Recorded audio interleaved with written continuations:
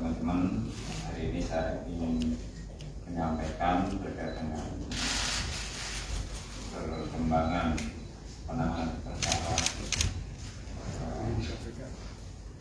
gratifikasi atau suap pembangunan infrastruktur di Provinsi Papua. Menindaklanjuti masuknya laporan dari masyarakat yang selanjutnya dilakukan pengumpulan berbagai informasi dan data yang baik, sehingga ini telah menemukan adanya bukti permulaan yang cukup. KPK melakukan penyelidikan dan berlanjut ke tahap penyidikan dengan menetapkan dan mengumumkan tersangka sebagai berikut.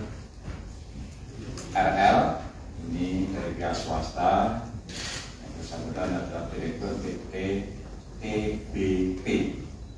Kemudian saudara LE ini Gubernur Papua periode 2013 sampai 2018 dan periode 2018 sampai dengan 2023. Untuk kebutuhan penyidikan, penyidik menahan tersangka RL untuk 20 hari pertama, dari mulai hari ini tanggal 5 Januari sampai dengan tanggal 24 Januari tahun 2023 di rutan KPK pada Gedung Merah Putih. Adapun konstruksi perkaranya juga telah terjadi peristiwa sebagai berikut. Pada tahun 2016, tersangka RR mendirikan PT TBT yang bergerak di bidang konstruksi, dan di perusahaan tersebut yang bersangkutan menjabat direktur sekaligus pemegang saham. Untuk proyek konstruksi, perusahaan tersangka RR diduga sama sekali tidak memiliki pengalaman karena sebelumnya adalah perusahaan yang bergerak di bidang farmasi. Selanjutnya, mulai tahun 2019 sampai dengan tahun 2021, tersangka RL mengikuti berbagai proyek pengadaan infrastruktur di pemerintah Provinsi Papua, yang saat itu jabatan Gubernur Papua dijabat oleh tersangka LE. Untuk bisa mendapatkan berbagai proyek tersebut, tersangka RL juga melakukan komunikasi, pertemuan, hingga memberikan sejumlah uang sebelum proses pelelangan dilaksanakan, dengan harapan bisa memenangkan proyek tersebut. Adapun pihak-pihak yang ditemui tersangka RL diantaranya adalah tersangka LE dan beberapa pejabat di Pemprov Papua.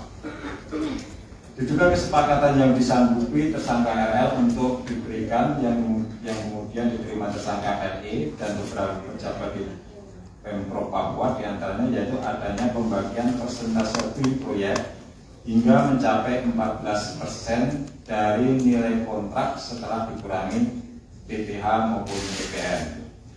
Paket proyek yang didapatkan tersangka RL antara lain sebagai berikut, diantaranya sebagai berikut.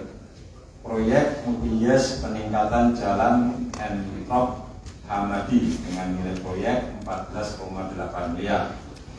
Kemudian proyek UPIES rehab sarana dan prasarana penunjang PAUD integrasi dengan nilai proyek 13,3 miliar, dan proyek UPIES penataan lingkungan venue menembak outdoor Auri dengan nilai proyek 12,9 miliar. Setelah terpilih untuk mengerjakan proyek-proyek tersebut, tersangka RL diduga menyerahkan uang pada tersangka LE dengan jumlah sekitar 1 miliar rupiah. Diduga tersangka LE juga menerima pemberian lain sebagai gratifikasi yang berhubungan dengan jabatannya hingga jumlahnya mencapai miliaran rupiah, yang saat ini KPK sedang melakukan pengembangan penyelidikan lebih lanjut.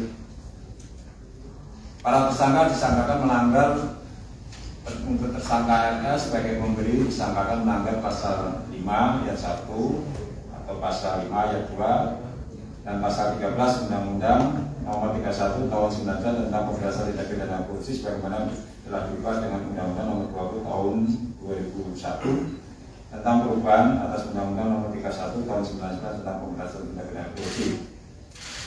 Sedangkan tersangka LE sebagai penerima disangkakan melanggar pasal 12 huruf A atau B kecil atau pasal 11 dan pasal 12B besar Undang-Undang Nomor 31 Tahun 99 tentang pemberantasan tindak pidana korupsi sebagaimana telah diubah dengan Undang-Undang Nomor 20 Tahun 2001 tentang perubahan atas Undang-Undang Nomor 31 Tahun 99 tentang pemberantasan tindak pidana korupsi.